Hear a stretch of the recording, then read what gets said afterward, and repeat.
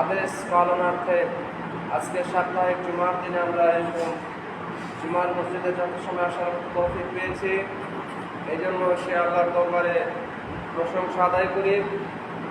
হৃদয়ের স্পন্দনকে জাগ্রত করে সবটুকু ভালোবাসা উজাড় করে দিয়ে বলি আলহামদুলিল্লাহি রাব্বিল আলামিন। শান্তি বর্ষিত হোক মানবতার মুক্তির দূত সে মহান ব্যক্তির প্রতি, সে মহান নবী ও রাসূলের প্রতি, যার আগমনের ফলে এ বিশ্ব চরাচর থেকে সকল প্রকার কুসংস্কার, সকল প্রকার আল্লাহদ্রোহী জঞ্জালগুলো দূরীভূত হয়েছিল। তিনি আর কেউ নন, তিনি হচ্ছেন হযরত মুহাম্মদ বিন আব্দুল্লাহ সাল্লাল্লাহু আলাইহি সাল্লাম। তার প্রতি অগণিত সালাম পাঠ করে বলে আল্লাহুম্মা সাল্লি আলাইহি আল্লাহুম্মা বারিক আলাইহি ওয়া সাল্লিম। মুহতারাম উপস্থিতি, আমরা বিগত জুমার দিনগুলোতে আলোচনা করেছিলাম সুন্নাত বিষয়ে। সুন্নাত কাকে বলে, সুন্নাতের দ্বারা উদ্দেশ্য কি, এবং সুন্নাত পালনে মুসলিমদের আবশ্যকতা কতটুকু। তারা উপস্থিতি, তার এই ধারাবাহিকতায় আজকে আমরা আলোচনা করব সালাত। রাসূলুল্লাহ সাল্লাল্লাহু আলাইহি সাল্লাম বলেন, সল্লু কামা রাআইতুমুনি উসাল্লি। ওহে লোক সকল, সল্লু তোমরা সালাত আদায় করো, কামা ওইভাবে রাআইতুমুনি উসাল্লি, যে রূপে তোমরা আমাকে সালাত আদায় করতে দেখো। আমি বলেছিলাম রাসূলের কথা কর্ম এবং অনুমোদন, তার আখলাক হলো সুন্নাত, সেটাই হলো হাদিস। তাহলে সালাত একটি গুরুত্বপূর্ণ ইবাদত। আরকানুল ইসলামের অন্যতম একটি হলো সালাত। এই সালাতটা কি হিসেবে হতে হবে, কোন মোতাবেক হতে হবে, কিভাবে পড়তে হবে, অবশ্যই সেটা রাসূলের দেখানো পদ্ধতি মোতাবেক হতে হবে। তবে আমরা নেকি পাবো, তবে আমাদের পাপ এই সালাতের মাধ্যমে মাফ হবে। তবে আমাদের মাধ্যমে আদর্শ গোটা পৃথিবীতে ছড়িয়ে পড়বে। আজকে দেখা যায় যে মসজিদে স্যান্ডেল চুরি হয়, জুতা চুরি হয়, তাই না? তাহলে যারা সালাত পড়ে এরাই তো চুরি করে, তাই কিনা?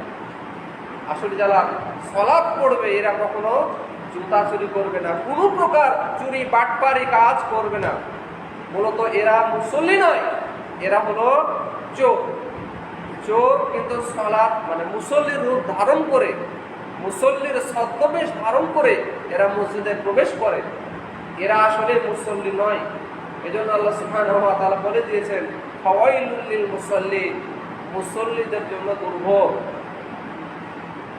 কারা তারা? আল্লাযীনা হুম আন সালাতিহিম সাহুন, যারা তাদের সালাতে, যারা তাদের নামাজের মধ্যে উদাসীন। এই লোকগুলো আসে, তাদের উদ্দেশ্য থাকে চুরি করা। এরা মূলত আল্লাহর কাছে চাওয়ার জন্য, ইবাদত করার উদ্দেশ্যে তারা মসজিদে আসে না। তারা উপস্থিত, যাই হোক, বলছিলাম আমরা আজকে আলোচনা করব সালাতের বিষয়ে। সালাতের অনেকগুলো পয়েন্ট রয়েছে, তা আমরা আজকে যে পয়েন্টটি নিয়ে আলোচনা করব এটা হলো মুখ্য বিষয়। আমাদের আজকের খুতবায় আলোচনার বিষয়বস্তু হলো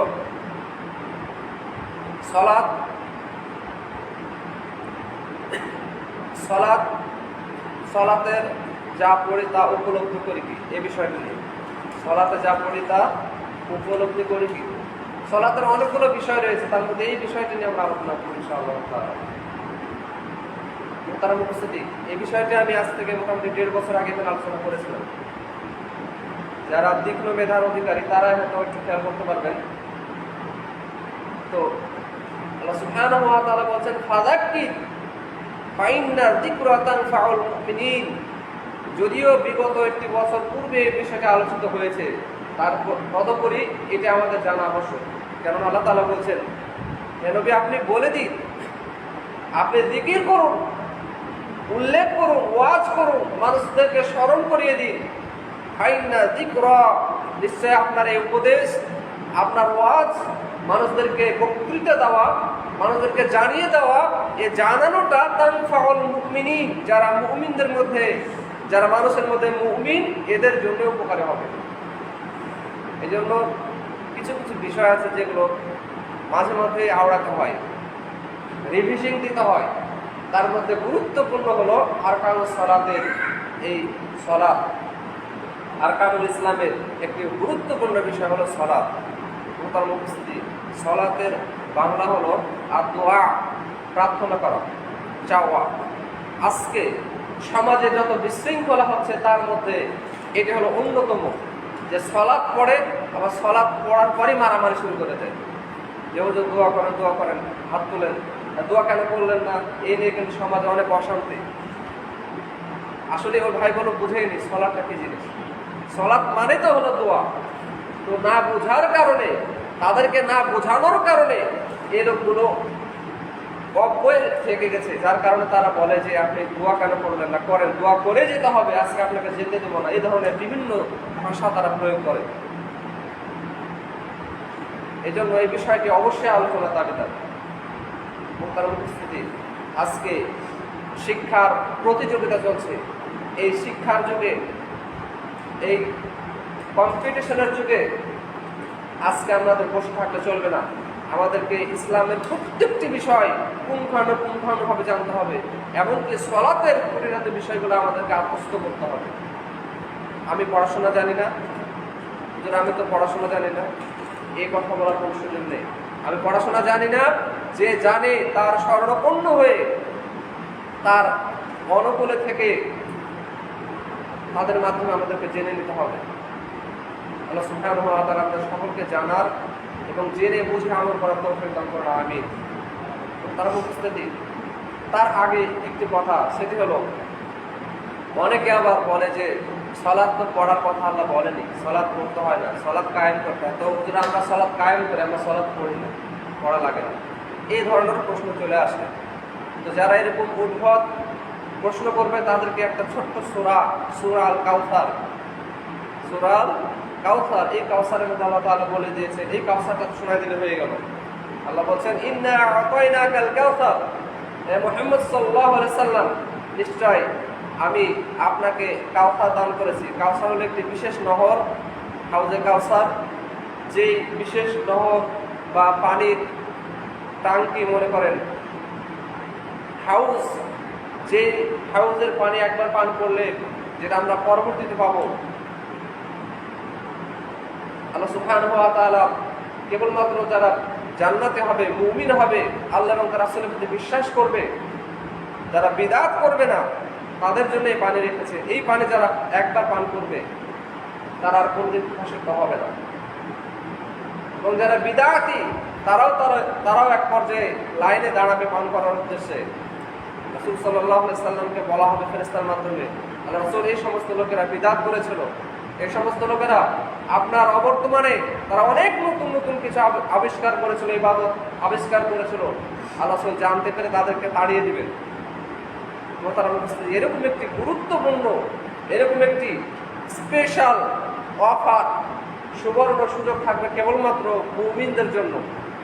ওই পানি তারা পান করবে এবং তারা আর কোনদিন পিপাসার্ত হবে না। এই হলো হাউজে কাউসার। আল্লাহ তাআলা বলেন, ইন্না আতাইনাকাল কাউসার, হে নবী সাল্লাল্লাহু আলাইহি সাল্লাম, নিশ্চয় আমি আপনাকে হাউজে কাউসার দান করেছি। ফাসাল্লি লিরাব্বিকা ওয়ানহার, অতএব ফাসাল্লি, আপনি সালাত পড়ুন, সালাত আদায় করুন, সালাত সম্পাদন করুন। আল্লাহ আদেশ দিয়ে বলছেন, লিরাব্বিকা, আপনার রবের উদ্দেশ্যে, ওয়ানহার, এবং আপনি কুরবানি করুন। তাহলে সালাত একটি গুরুত্বপূর্ণ ইবাদত। এটা কার জন্য হতে হবে? একমাত্র আল্লাহর জন্য হতে হবে। ওয়ানহার, এবং আপনি কুরবানি করুন। কুরবানি কার জন্য হতে হবে?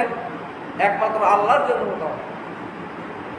আমাদের পক্ষ থেকে, আমার পক্ষ থেকে, আমার পরিবারের পক্ষ থেকে, সকলের পক্ষ থেকে আল্লাহর জন্য আমি কুরবানি করলাম।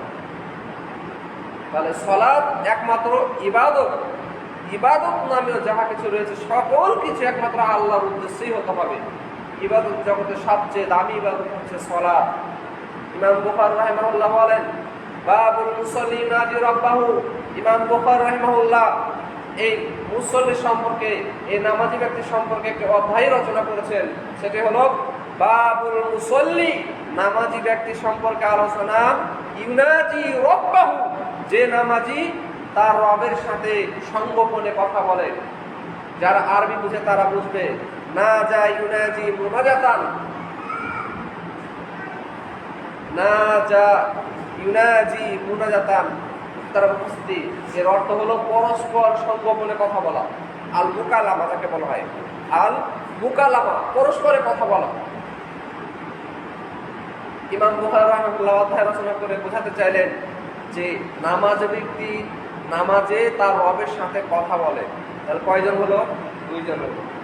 একজন কথা বলছে, কারোর সাথে বলছে, তিনি কে? তিনি হচ্ছেন আমার রব। তাহলে 5 ওয়াক্ত নামাজে আমরা কি করি? আমাদের রবের সাথে আমরা স্পেশাল ভাবে কথা বলি। অন্য সার্বিক সময়ে আমরা সর্বসময় আল্লাহর তত্ত্বাবধানে আছি, কিন্তু সর্বদা আল্লাহর সাথে কথা বলার সুযোগ হয় না। দিনে 5 বার গোটা পৃথিবীর সৃষ্টিকর্তা মালিকুল আমলাক, সকল সৃষ্টিকর্তা মহা রাজাধিরাজ আল্লাহ সুবহানাহু ওয়া তাআলার সাথে আমরা দিনে কমপক্ষে 5 বার কথা বলি। তো কি কথা বলি, এটাকে আমাদের জানা উচিত নয়? এটাকে আমাদের জানা জরুরি নয়? তার উপস্থিতি অবশ্যই জানা জরুরি। এই জন্য অবশ্যই আমাদেরকে কমপক্ষে সালাতের যে দোয়াগুলো রয়েছে, সানা, ফাতিহা, রুকু, সিজদা, তাশাহুদ, মাসুরা, সালাতের যে জরুরি দোয়াগুলো রয়েছে, এই দোয়াগুলোর কমপক্ষে অর্থ আমাদেরকে মুখস্থ করতে হবে। তাহলে আমরা বুঝতে পারবো যে আমরা সালাতে কি বলছি। তার উপস্থিতি শুধু এমনিতে আসলাম, মসজিদে এসে সালাত পড়লাম, তাহলে কি সালাত হবে কি হবে না? আসুন আমরা জেনে নিই বিষয়টি। আমি না বলে সবচেয়ে যারা বড় বড় ইসলামিক স্কলার রয়েছেন, যারা মুফাসসির রয়েছেন, তাদের কথাকে আমি নকল করে আপনাদের সামনে শোনাই, তাহলে এটাই বেশি ভালো হবে।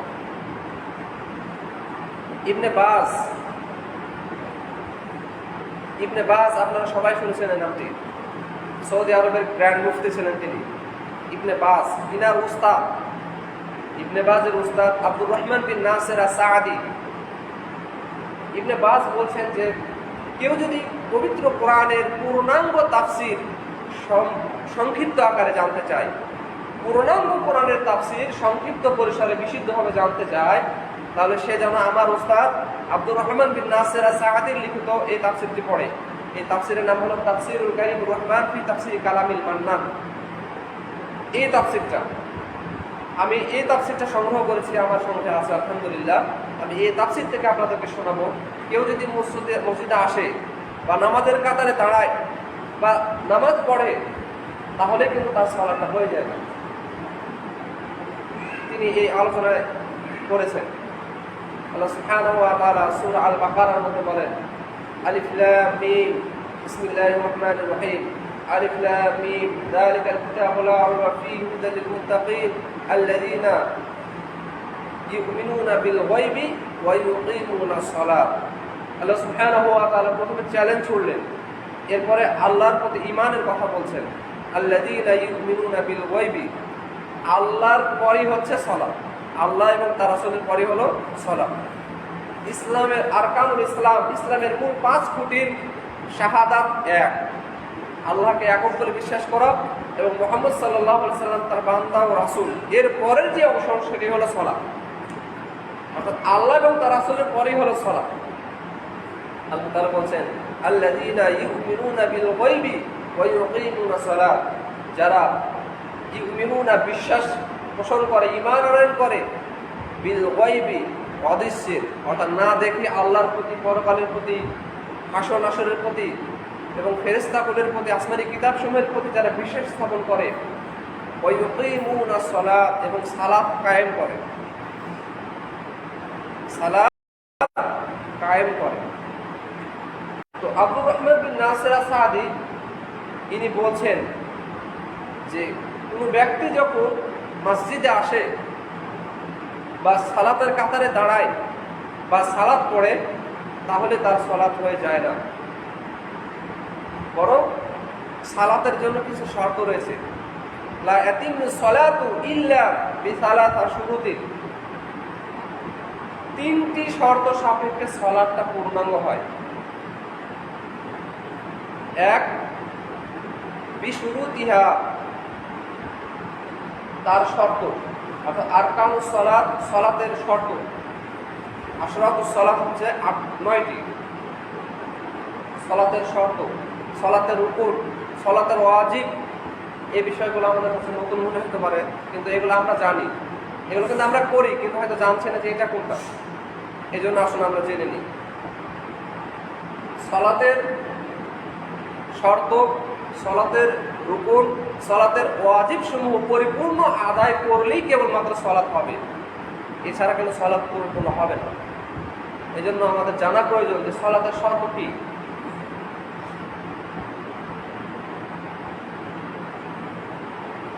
এ পর্যায়ে আমরা জানবো সালাতের শর্ত প্রসঙ্গে। সালাতের শুরুতুস সালাত 9টি। 1 নম্বর, আল মুসলিমু, মুসলিম হওয়া।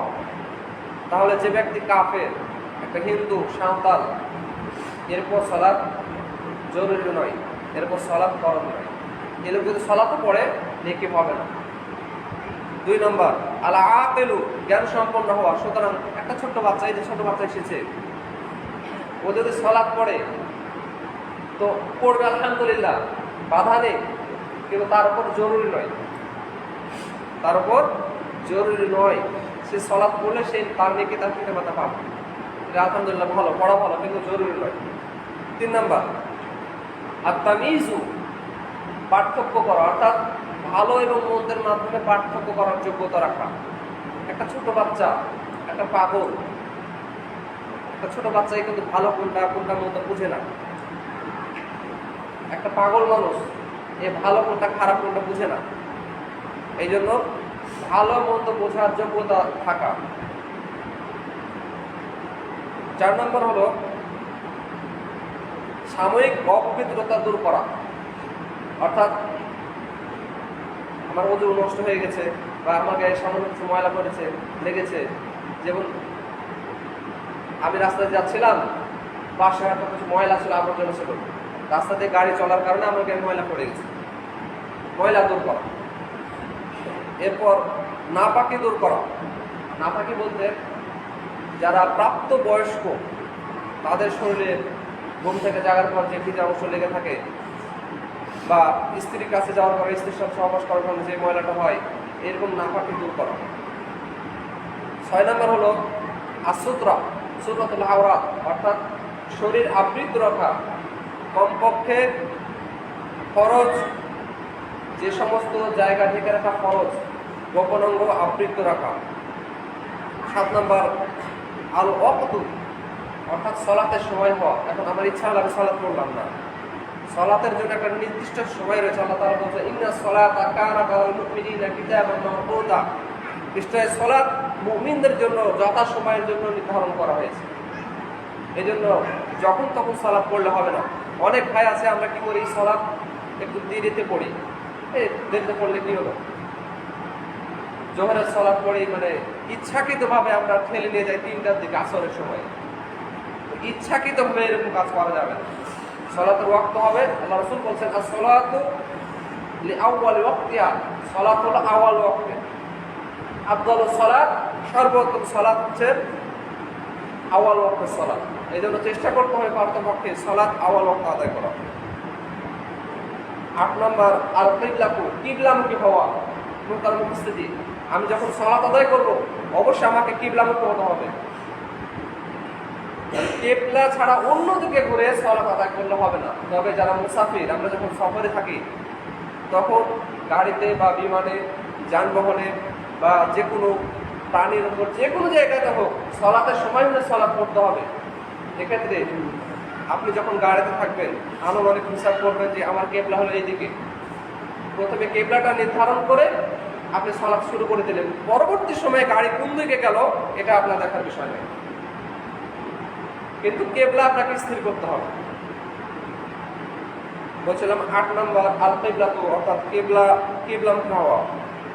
9 নম্বর আর নিয়াত, সালাতের জন্য নিয়াত করা। অবশ্যই এমনিতে দাঁড়িয়ে গেলে হবে না, এমনিতেই শুরু করলে হবে না, বরং আমাকে নিয়াত করতে হবে। এখন নিয়াত করা না নিয়াত পড়া, এই নিয়ে আবার দ্বন্দ্ব আছে দেশের মধ্যে। তো নিয়ত পড়া না, নিয়ত করা, কথাটা বুঝে নেন। নিয়ত পড়া নয়, বরং নিয়ত করা, নিয়ত করতে হবে। নিয়ত এটা আরবি শব্দ, এর বাংলা হলো সংকল্প করা, অর্থাৎ কোনো কাজ দৃঢ় সংকল্পের মাধ্যমে ওই কাজের বাস্তবে রূপ প্রদান করাকে নিয়ত বলা হয়। যদিও এদেশের কিছু বইয়ে আমরা দেখতে পাই যে নিয়াতের নামে অনেকগুলো দোয়া রয়েছে, জোহরের সালাতের নিয়াত, সুন্নতের নিয়াত, ফরজ সালাতের নিয়াত, নফল সালাতের নিয়াত, ঈদের নিয়াত, তারাবির নিয়াত, অনেক নিয়াত।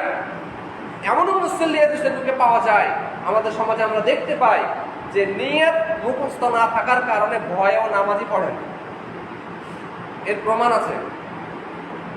বলে হুজুর আমার তো নিয়াত মুখস্থ নয়, আমি কিভাবে নামাজ পড়বো, এত চেষ্টা করছি মুখস্থ করতে পারছি না। তো আসলে নিয়াত পড়া না, নিয়াত করা, নিয়াত করতে হবে, নিয়াত পড়ার জিনিস নয়। এই 9টি হলো সালাতের শর্ত। এগুলোর মধ্যে একটি শর্ত যদি আমার অনুপস্থিত থাকে, আমার সালাত হবে না। 2 নাম্বার আরকানুস সালাত, শেষ হলো। এবার হলো ওয়াজিবাতুস সালাত, সালাতের ওয়াজিব সমূহ। সালাতের ওয়াজিব হলো 8টি। এই 8টি বিষয় অবশ্যই আমাদের নলেজে থাকতে হবে। 1 নাম্বার আত-তাকবীর, তাকবীর পাঠ করা। প্রধান উপস্থিতির লক্ষণীয় বিষয় হলো আমরা অনেক মুসল্লি আমরা মসজিদে প্রবেশ করি, এদিকে সালাত শুরু হয়ে গেছে, তাড়াহুড়ো করে সালাতে দাঁড়িয়ে যাই, কিন্তু আল্লাহু আকবার বলতে হবে এটা আমাদের খেয়াল থাকে না। অনেক ক্ষেত্রে এরকম হয় যে সালাত শুরু হয়ে গেছে, খুব তাড়াহুড়োকে আমরা ঢুকে গেলাম, ঢুকে সালাত শুরু করে দিয়েছি, আল্লাহু আকবার বলতে হবে সুন্দরভাবে, এটা আর খেয়াল থাকে না। আল্লাহু আকবার বলা হয় তাকবীরে তাহরিমা, দুহাত কান অথবা কাঁধ বরাবর উত্তোলন করে হাতটাকে বাঁধতে হবে। আল্লাহু আকবার বলে আপনি হাতটা বাঁধলেন, এটা হলো তাকবীরে তাহরিমা, আপনি সালাতে প্রবেশ করলেন। অন্যথায় আপনি যদি এমনিতেই সালাতে দাঁড়িয়ে যান অথবা সরাসরি রুকুতে চলে যান, তাহলে কিন্তু আপনি সালাতে প্রবেশ করেননি। এরকম মুহূর্তে যদি আপনি সালাত শেষ করে ফেলেন, আপনার সালাত হবে না, কারণ এটা হলো সালাতের ওয়াজিব। আত-তাকবীর, 1 নম্বর হলো আত-তাকবীর। 2 সামি আল্লাহু লিমান হামিদা, অর্থাৎ যখন আমরা রুকুতে যাব আর রুকু করার সময় তাকবীর দিতে হবে সকলকে। রুকু করার সময় তাকবীর দিতে হবে এবং সকলকেই রুকু করতে হবে। এমনভাবে রুকুতে দাঁড়াবো যেন আমাদের পিঠ এবং মাথা, তো আমাদের পিঠে কিন্তু মেরুদণ্ডের হাড়ি আছে। অনেকে আমরা বিভিন্নভাবে দাঁড়াই, উঁচু হয়ে দাঁড়াই, বিভিন্নভাবে দাঁড়াই। এভাবে দাঁড়ালে হবে না, এমনভাবে দাঁড়াবো যেন আমার মাথা এবং মেরুদণ্ডের হাড়টি সোজা থাকে, সোজা হয়ে দাঁড়াতে হবে, সোজা হয়ে রুকু করতে হবে। এবং রুকু থেকে যখন উঠবো, দাঁড়াবো, তখন পড়তে হবে সামি আল্লাহু লিমান হামিদা, সামি আল্লাহু লিমান হামিদা। এরপর যারা আমরা মুসল্লি থাকবো, ইমাম হোক মুসল্লি হোক, ইমাম হোক অথবা একাকী নামাজি ব্যক্তি হোক, সবাইকে বলতে হবে সামি আল্লাহু লিমান হামিদা। আর যখন আমরা মুসল্লি হব অর্থাৎ ইমামের পিছনে থাকবো, তখন আমাদেরকে বলতে হবে রব্বানা লাকাল হামদ অথবা আল্লাহুম্মা রব্বানা ওয়া লাকাল হামদ হামদান কাসীরান তাইয়িবান মুবারাকান ফি, অথবা শুধু রব্বানা লাকাল হামদ বললেই যথেষ্ট হবে। এই হলো ওয়াজিবাতুস সালাত, অর্থাৎ সালাতের ওয়াজিব সমূহের 2 নাম্বার। 3 নাম্বার হলো রব্বানা লাকাল হামদ, যেটা আমি বললাম। 4 নাম্বার সুবহান রাব্বিয়াল আযীম বলতে হবে। রুকুতে কি পড়তে হবে? সুবহান রাব্বিয়াল আযীম। এরপরে আপনি অন্য দোয়াগুলো পড়েন, সুবহানাকা আল্লাহুম্মা রাব্বানা ওয়া বিহামদিকা আল্লাহুম্মা ইগফিরলি ইত্যাদি। কিন্তু প্রথমে পড়তেই হবে সুবহান রাব্বিয়াল আযীম। এরপর 5 নম্বর হলো সুবহান রাব্বিয়াল আ'লা, অর্থাৎ সিজদায় পড়তে হবে সুবহান রাব্বিয়াল আ'লা। এরপর আপনার যে দোয়াগুলো জানা আছে ওই দোয়াগুলো পড়েন, কিন্তু আগে এটা পড়াই লাগবে। 6 নম্বর 2 সিজদার মাঝে বলা আল্লাহ রাব্বিক ফিরলি অথবা আল্লাহুম্মা ইগফিরলি ওয়ারহামনি ওয়াজবুরনি ওয়াহদিনি ওয়াআফিনি ওয়ারযুকনি। 7 নম্বর আত-তাশাহুদ, আত-তাহিয়াতু লিল্লাহি ওয়াস-সালাওয়াতু, এটা পাঠ করতে হবে, এটা পড়া ওয়াজিব। কোনো ব্যক্তি যদি আত্তাহিয়াত না পড়ে তাহলে সালাত হবে না। আর যে কিছুই জানে না তার জন্য হবে, যেহেতু সে কিছুই জানে না। কিন্তু জানা মানুষের আত্তাহিয়াত না পড়লে সালাত হবে না। 8 নাম্বার, তাশাহুদ পড়ার সময় বৈঠক করতে হবে, বসতে হবে। যাই হোক, সময় তো শেষ হয়ে গেছে, আগামী জুমায় ইনশাআল্লাহ বিস্তারিতভাবে আরো জানিয়ে দেবো। তো সালাতের কিছু শর্ত রয়েছে, সালাতের কিছু শর্ত, ওয়াজিব এবং রুকুন রয়েছে, এগুলো আমাদেরকে জানতে হবে। এগুলো জেনে বুঝে সালাত পড়লেই হবে সালাত, নচেত সালাত হবে না, শুধু আসা যাওয়া হবে। এই জন্য এই বিষয়গুলো আমাদেরকে আত্মস্থ করতে হবে, জানতে হবে, জেনে বুঝে সালাত পড়তে হবে, তবে আমার সালাত হবে। কোন সালাত? আল্লাহ রাসূল যে সালাতের কথা বলেছেন, কি as-সালাতু was-সালাত ওয়াল জুমআতু ইলা জুমআ ওয়া রমাদান ইলা রমাদানা মুকাফফারাতুল লিমা বাইনাহুন্না।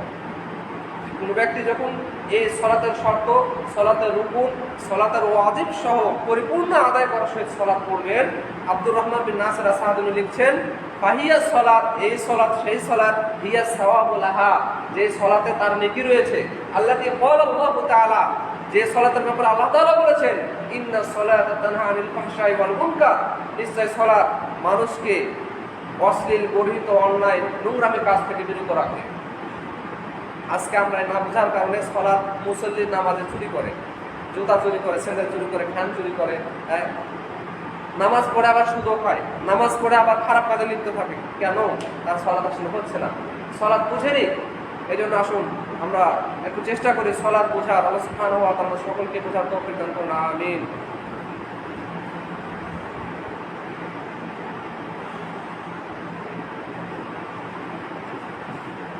عباد الله رحمكم الله، إن الله يأمركم بالعدل والإحسان وإيتاء ذي القربى وينهى عن الفحشاء والمنكر والبغي يعظكم لعلكم تذكرون.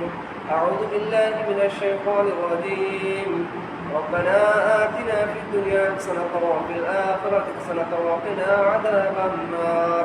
ربنا آتنا في الدنيا حسنة وفي الآخرة حسنة وقنا عذاب النار. أقول قولي هذا واستغفر الله لي ولكم ولسائر المسلمين، فاستغفروه وتوبوا إليه إنه هو التواب الرحيم. سبحانك اللهم ربنا وبحمدك أشهد أن لا إله إلا أنت أستغفرك وأتوب إليك.